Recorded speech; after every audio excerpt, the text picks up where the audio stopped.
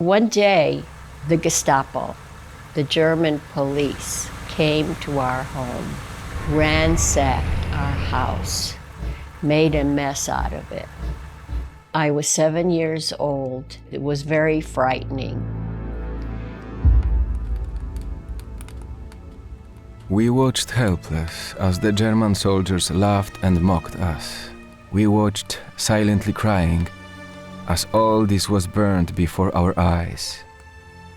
One of the things the Nazis did in the states they conquered was to strip people of their citizenship. When you are no longer a citizen, when you don't have a passport, you don't have rights. My parents always, especially my father, always talked about the Holocaust. So we were all aware of the tragedies and what they had lived through. Sometime when they immigrated to America, he would just pull out notebooks and start writing, and then he would start over and start writing. I have all the notes. It was healing for him because of his survivor's guilt. I begged him not to take my father, but to take me instead. I wanted my father to be able to stay home and take care of our family. I told the headmaster that I would work very hard for him. I was 12 years old. Children suffered disproportionately. How they managed to survive, I really don't know. Everyone's story of survival is idiosyncratic. It's its own story. They were tough, they were traumatized. The younger they were, the better they did.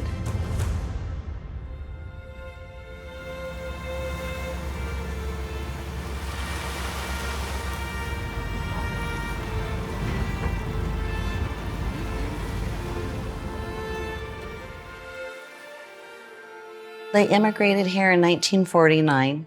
He came to a new world, a new country, started a new life. And my mother, she worked at Dupler's Furs, she worked at Star Bakery. My father worked at Elitch Gardens. He would drive a taxi and then was able to become a business owner.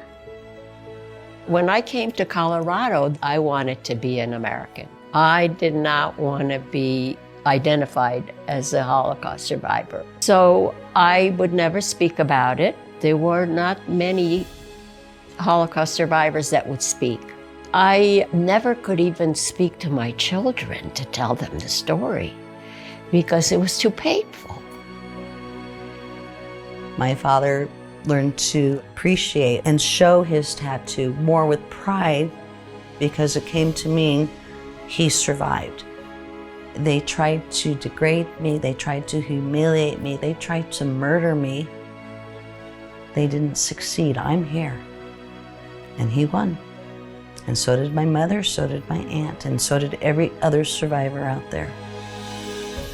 When I heard people talking about the Holocaust being a big lie, a fabrication, that's when I really started hurting again. That is why I began telling the real story. I want the whole world to know that there was a Holocaust.